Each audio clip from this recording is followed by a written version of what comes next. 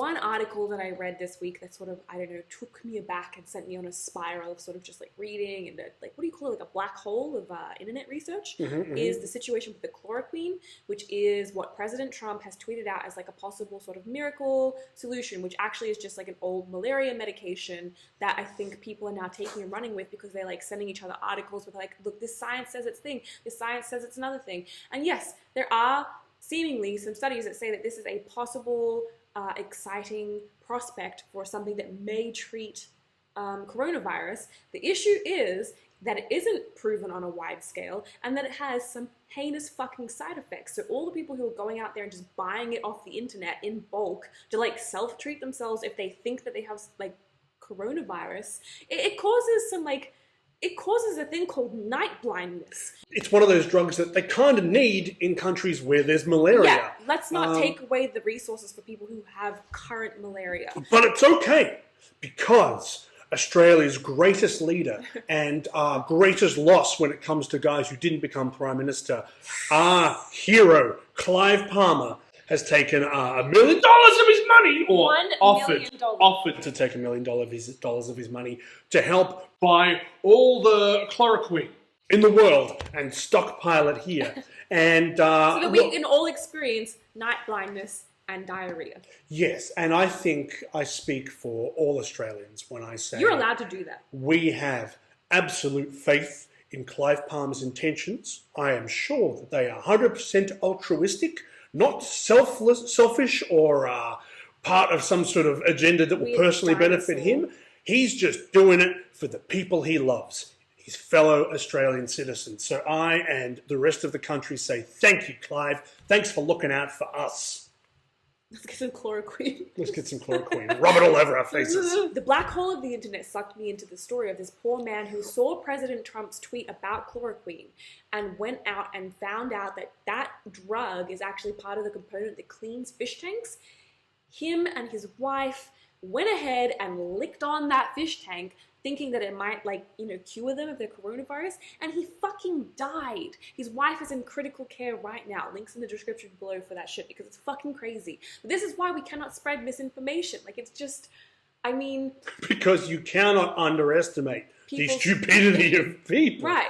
All right, hands up who has friends and or has already cut their own bangs during the quarantine. My own mother sent me pictures of her newly cut quarantine bangs. I think that's what they're being called, quarantine bangs. I think before defining the quarantine bangs, you need, for those of us out there who don't do this to our hair, what are bangs? Oh, right. So bang, it's a fringe. It's cutting a fringe. It's like you break up with your boyfriend, you want to start a new life, or you're trapped inside and you're very bored, or you're a drunk girl at a party, you cut a fringe, right? It's just a way to, I don't know, reclaim some semblance of control on your life so that you cut a bang. So like when Britney shaved her head, right? Absolutely. Like, why is it called bangs? Why isn't it just called a fringe?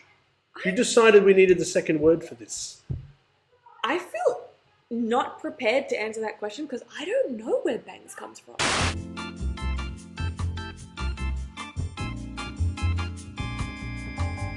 So picture this. It's a beautiful, like 30-degree day in Victoria.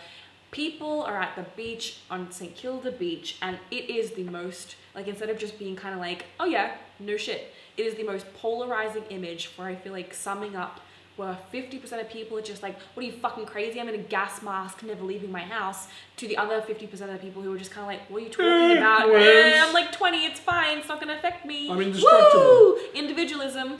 Well, I guess if you're going to shaft 10 pingers, some sort of flu bug doesn't seem that dangerous, does it? You know, you're already engaging in risky behaviour. That's right. So, how are you feeling about these sort of like, is it a divide, or is it just seeming like the internet makes it seem like a divide where it's like there are people who are still chilling on the beach, having a good time, and we've been at home for 3 weeks, terrified every time someone walks past our house, like peeping out the window like that. Yes, it's like, it's pretty surprising considering the backlash at all the people flooding to Bondi Beach last week, and then the government's like, right, that's it.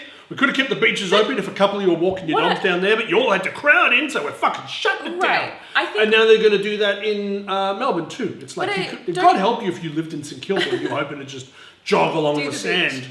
once a day. But yeah, 1 million tourists descend upon St Kilda, which was always the worst thing. So I feel like what I'm struggling to move past again is like, are people? We read the news and look at the internet, and I see it on my phone and it's in my feed.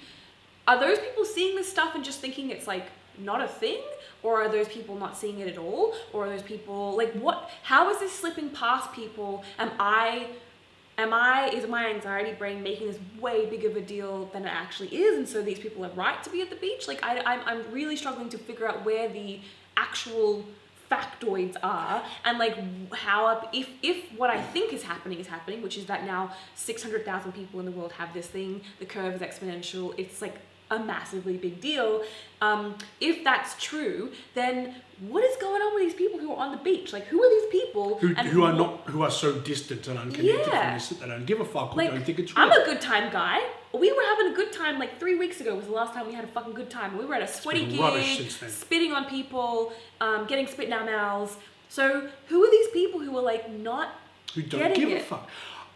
If you think of the way in which they taught us that smoking is dangerous, they went all out, and they've just gotten, like, the cigarette packaging and the ads, it's gotten more and more harrowing. I remember when they first started running very realistic car accident featuring road safety commercials. Scummed up bodies. And anyone kind of my age remembers, Darren! and stuff. And it was funny when you were like, it was like the first ad where a bunch of young people, it would have been about 1990, and it's a bunch of kids in the car driving on the P's or whatever, and they're all jerking around and stuff, and then there's a car crash, and he goes, Darren, because Darren's driving, and then, one of the guys, like, my friends are all dead, man. But it's like, and those ads just like the cigarette one where the kid's like, I wish you were there, Dad, and it's like the most heart-crushing thing ever, and you're just like, all these ads are kind of like that. It's, it's the empty chair where Dad used to sit, because he just couldn't stop smoking his pipe. But they really came in hard with the trauma and with ads that were kind of traumatic. The other thing that I remember huge when I was a kid was the Grim Reaper thing. the Grim Reaper bowling ad for AIDS. Yeah, advertising AIDS on special now. Which I feel like when you're in my generation, you get taught that as like an example of really great advertising. And then you get shown that ad and you're like, are you fucking kidding me? Like, it's like a weird shonky, like, is he bowling? He's bowling. That was the thing, is that it's the chance and the connection and that you're not sure. Where's the Grim Reaper AIDS ad for coronavirus? Exactly. But if not stopped, it could kill more Australians than World War II. But AIDS can be stopped, and you can help stop it. If you have sex, have just one safe partner, or always use condoms. Always. All right, here's the deal. If we want people to take coronavirus seriously, we need a celebrity endorsement, and we need someone who's going to go down. Someone who's going to do the job for coronavirus, put coronavirus over, and let us know it's lethal. I'm calling on you, Dwayne "The Rock" Johnson. You are, as far as I can tell, the healthiest, most robust and confident man to ever walk the earth. If you were to get this and die, people would find that incredibly convincing, because all your motherfuckers out there watching this, none of you are as healthy or tough or strong as The Rock. So if he were to die from it, that would do it. Rock, you got to do it for your millions and millions of fans. You have to succumb to coronavirus. Then maybe everyone else will take it seriously.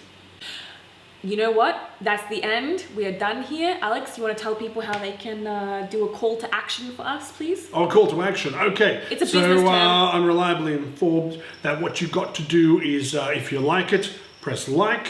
If you like it enough to see it again, press subscribe. If you like it enough to show it to other people and you won't be embarrassed to be associated with it, press the share button. And if you think we are talking utter bollocks and you want to tell us that we're stupid or ugly or fucked in the head, then please correct us in the comments below. Please do. We like it. It's good for us. It kind of warms the soul. Put us in our place.